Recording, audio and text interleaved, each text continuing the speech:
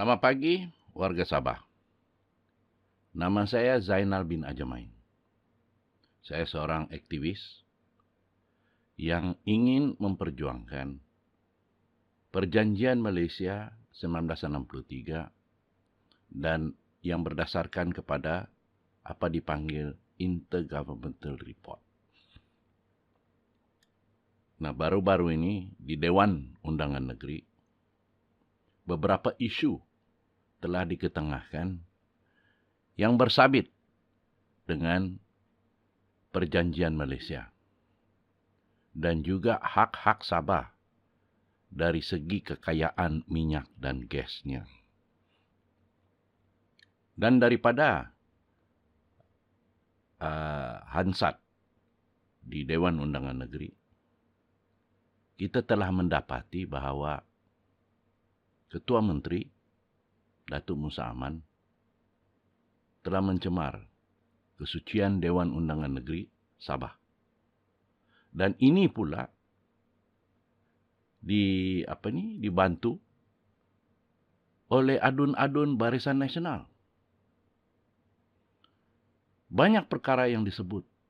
Dan sekarang sesudah kita amati Hansat dan kita analisa, perkara penting ingin kita kongsikan bersama rakyat Sabah.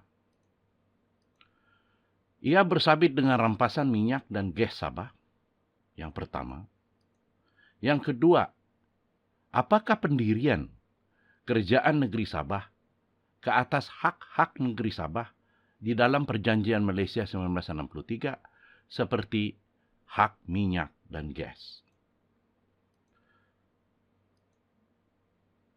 Kita melihat salah satu daripada adun Tamparuli telah membuat soalan kepada kerajaan negeri.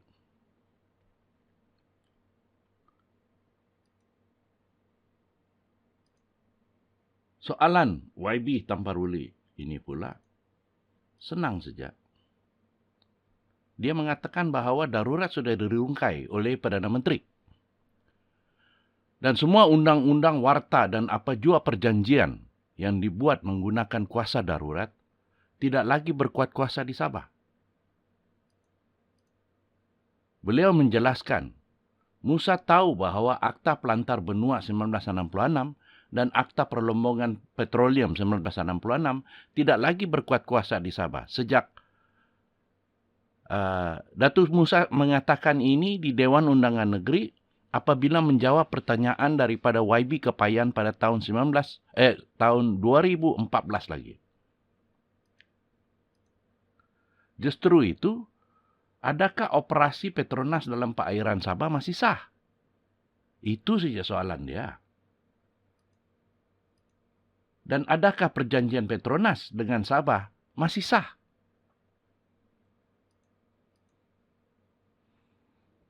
Nah, ini penjelasan yang dibuat oleh Datuk Musa Aman, Ketua Menteri Sabah, dalam ucapan penggulungannya.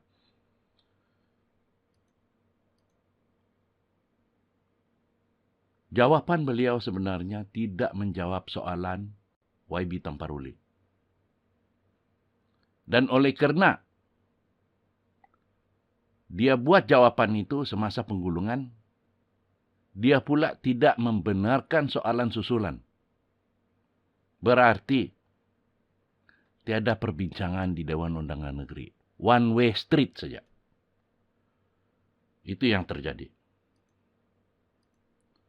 Now, penjelasan terperinci actually kepada isu minyak ini sudah kita berikan di dalam segmen video 2 dan 3 dari siri rampasan minyak dan gas Sabah. Ini sudah kita perjelaskan. Tapi nampaknya ramai lagi yang masih tidak mengikuti apa dia isi kandungan segmen video 2 dan 3 yang telah kita usahakan, kita buat. Dan di dalam jawapan Datuk Musa pula, beliau mengatakan bahawa Akta 144 Akta 144 ini ialah Akta Pembangunan Petroleum 1974. Itu Akta 144. Akta Pembangunan Petroleum 1974. Beliau mengatakan bahwa akta ini cakap si Musa, akta ini masih sah. Dan perjanjian Petronas 1976 bukan seperti yang dia katakan di sini, Akta Petronas 1976. There is no such thing, Akta Petronas 1976. Oke? Petronas dibentuk sebagai satu syarikat. Dan Akta Petroleum, Pembangunan Petroleum 1974 ini adalah satu undang-undang untuk menyediakan apa dipanggil Special Purpose Vehicle.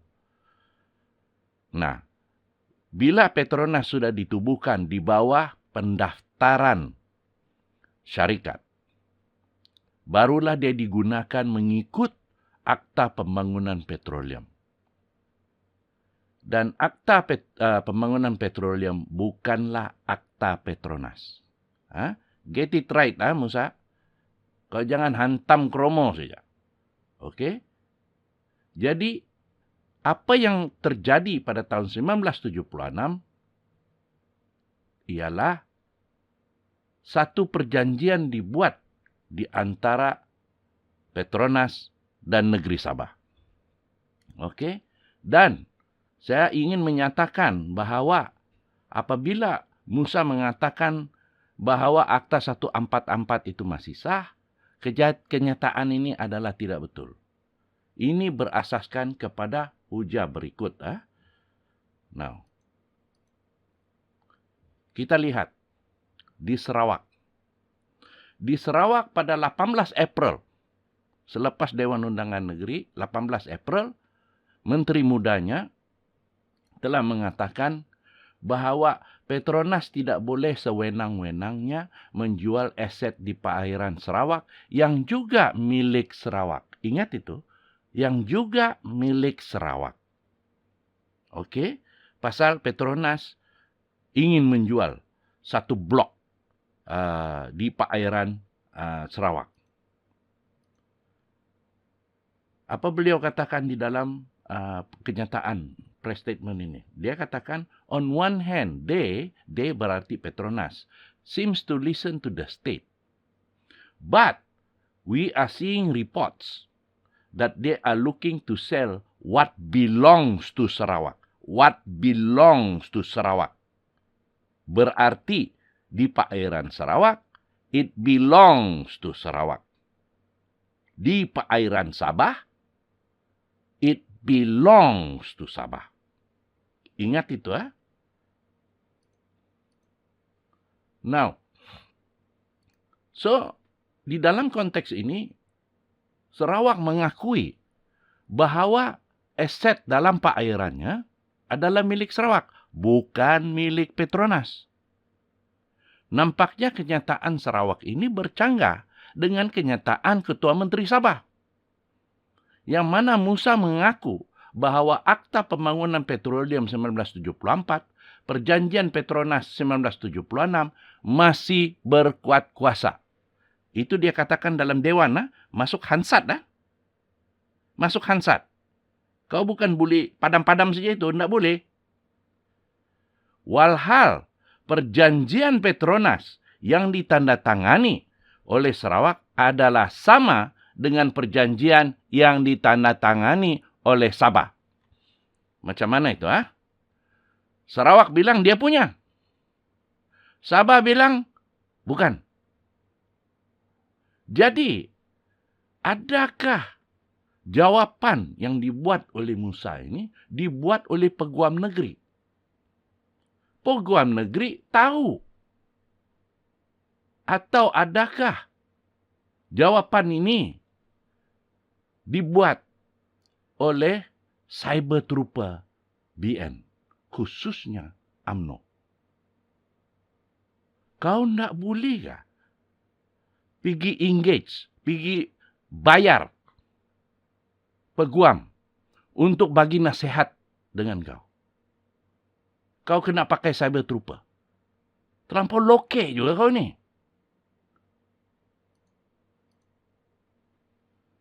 Pertama, Ketua Menteri Sabah mengaku bahawa kedua-dua akta pembangunan petroleum dan perjanjian Petronas masih sah. Itu yang kita sebut dari tadi.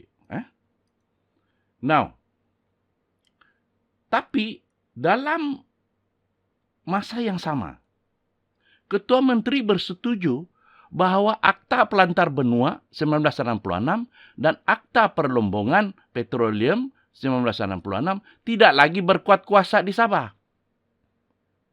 Macam mana ni, Liao? Itu kau bilang betul, tiada lagi berkuat kuasa di Sabah.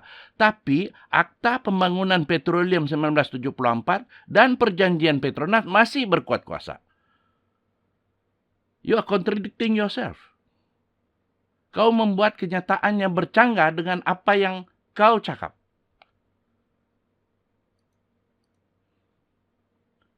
Ketua Menteri menjelaskan lagi bahawa kedua-dua akta ini walaupun tidak berkuat kuasa di Sabah, tidak menjejaskan Akta 144. Ini di sini yang saya katakan, kau patut bayar lawyer, kasih nasihat sama kau. Janganlah terlampau luki itu duit tu. Pakai itu duit, engage lawyer. Jangan engage cyber trooper. Bikin malu bagi kita. Kau paham gitu?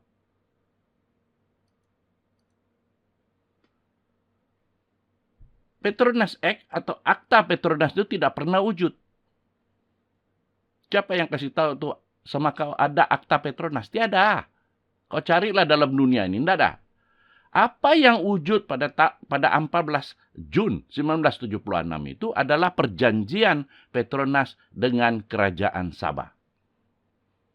Bagaimana Ketua Menteri Sabah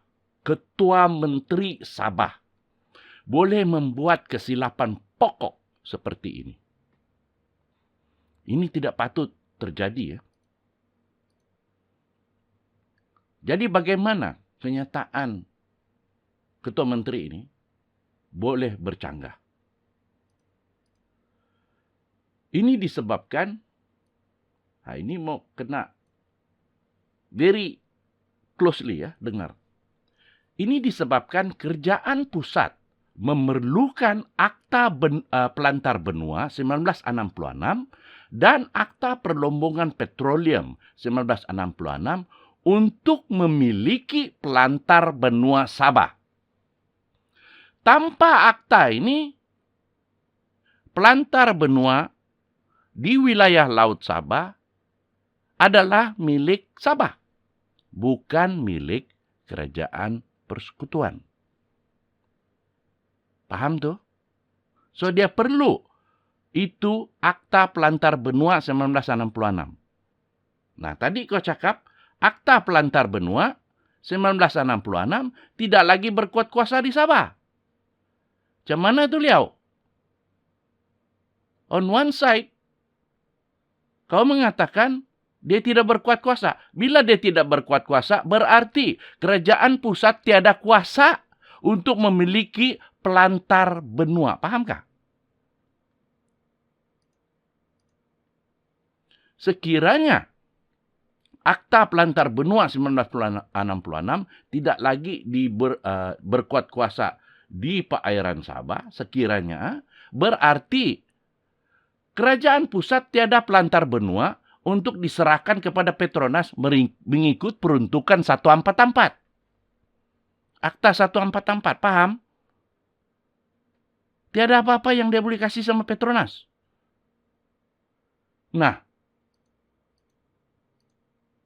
ini lebah kau patut bayar lebih itu lawyer. Jangan lokek betul. Bayar itu lawyer. Pasal apa? Dalam undang-undang ada dipanggil di dalam Maxim Latin, ya. Itu kau tidak paham tu. Kau kena cari lawyer baru dia paham. Nemo dat quod non habet. Apa arti dia? Arti dia, no one give what he doesn't have.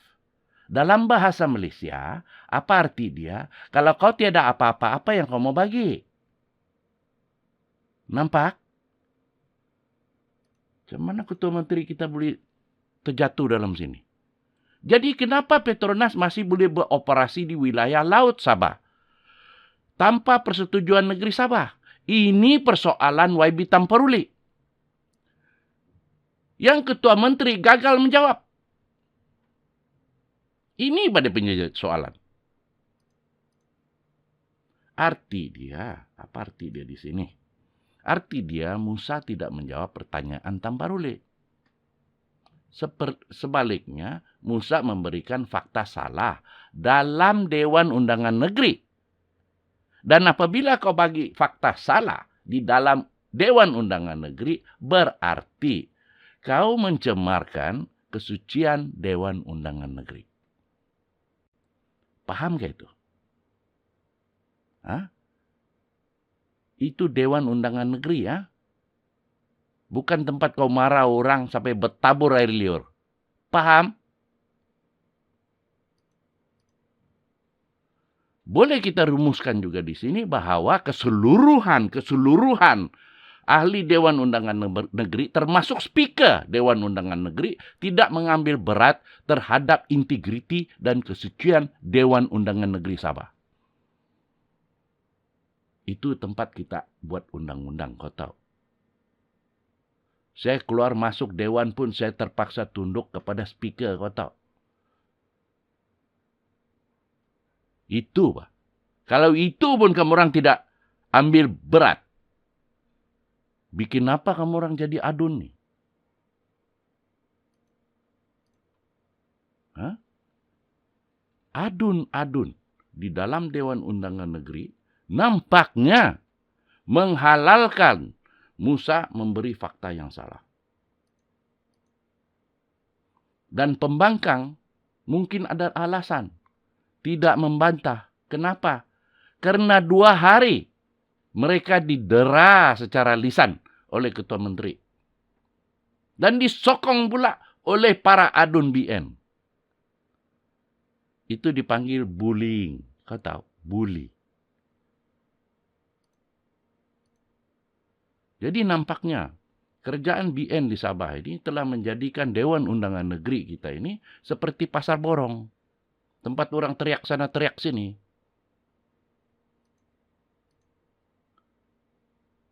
Pembangkang hanya menyoal, bukan membuat tuduhan. Itu tugas diorang sebagai pembangkang. Menyoal apa yang kerajaan buat. Jadi yang kau ambil hati itu bikin apa?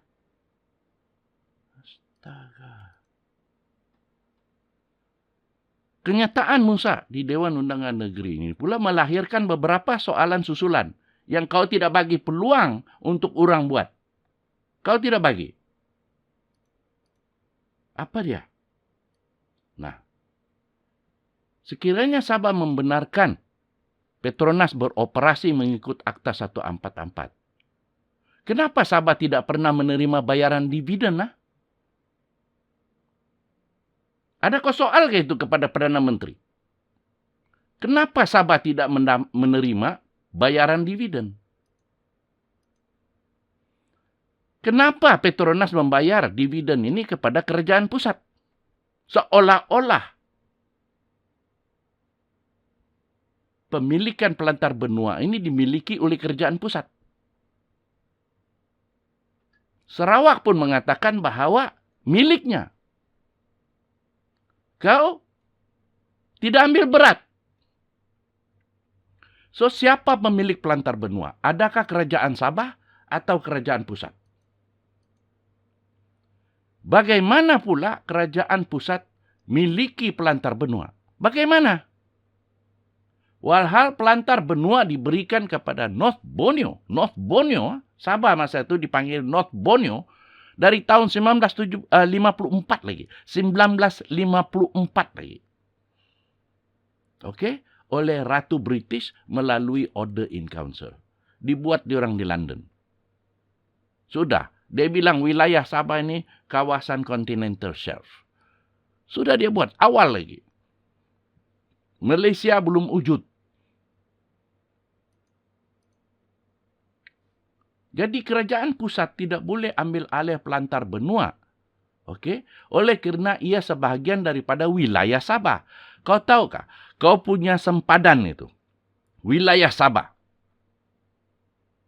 Dan kau katakan bahwa Akta Pelantar Benua 1966 tidak lagi berkuat kuasa di wilayah Sabah. Di wilayah Sabah. Tiada lagi berkuat kuasa. Jadi kalau itu sudah tidak berkuat kuasa, siapa pemilik Pelantar Benua?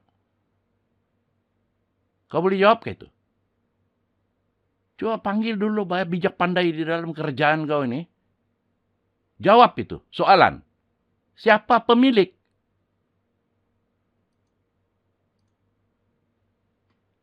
Kita rujuk perjanjian Malaysia. Part 2 Section 43 dalam kurungan 3. Apa dia katakan? Nina, 43 ini, apa dia katakan? The territories of each of the states mentioned in Clause 2, the Borneo states, namely Sabah and Sarawak, termasuk immediately, are the territories comprised therein immediately before Malaysia Day. Sebelum Malaysia Day lagi, kita sudah tetapkan kita punya territorial water. Kau panggil kau punya peguam negeri, kau telepon dia sekarang juga. Lepas tu kau tanya dia, apa itu North Borneo Alteration of Boundaries Order in Council 1954? Kalau dia tidak tahu di mana mau cari, saya kasih photostat copy. Jangan kau susah. Oke? Berarti wilayah Sabah termasuk wilayah laut yang diberikan oleh Ratu British melalui Order in Council pada tahun 1954 lagi. Itu kita punya sempadan. Ini diakui. Sempadan ini diakui oleh kerajaan pusat sehingga perubahan artikel 12 perlembagaan yang dibuat pada 27 hari bulan Ogos 1976. Kalau kau sudah terlupa, inilah artikel 12 yang kau bilang itu tidak menurunkan kita punya kuasa, itu hanya susunan abjad. Itu kalau kau masih ingat lah. Itu yang kau cakap. Ini kan bila diorang kasih rusak kita artikel 12 ini, bukan lagi yang original tuh. Apa yang terjadi? Bukan saja kuasa, harta kita pun diorang ambil. Kau paham gitu? Dan ini melanggar perjanjian Malaysia 1963. Kau paham nggak? Dia langgar perjanjian. Nah, kalau kau mau tahu berapa besar kita punya wilayah ini, wilayah laut kita itu kalau mengikut definisi UNCLOS, itu sudah saya bagi pada segmen kedua dan kedua. Di mana keluasan laut Sabah dan Sarawak ini sebenarnya 350 batu. Berapa jauh itu 350 batu? Tuh di ujung dia itu, di sanalah ada diwujudkan base untuk China. Bukan kita punya terumbuk layang-layang. Ini untuk China. Terumbuk layang-layang kita sini yang dekat aku punya mic nih. Ini. Itu terumbuk layang-layang. Yang di ujung sini Fiery Cross Reef. Yang mana China buat dia punya airstrip sekarang. Now, adakah keadaan ini disebabkan oleh hasil bisik-bisik di antara Musa dengan Perdana Menteri? Adakah ini? Disebabkan semua wilayah laut Sabah dan Sarawak adalah milik Sabah dan Sarawak, bukan milik kerajaan pusat. Jadi macam mana perkara macam begini boleh jadi? Adakah Ketua Menteri Sabah, Datuk Musa Aman, memperjuangkan hak-hak Sabah? Atau beliau lebih suka berbisik-bisik kepada Perdana Menteri untuk memperjuangkan kemahuan Putrajaya?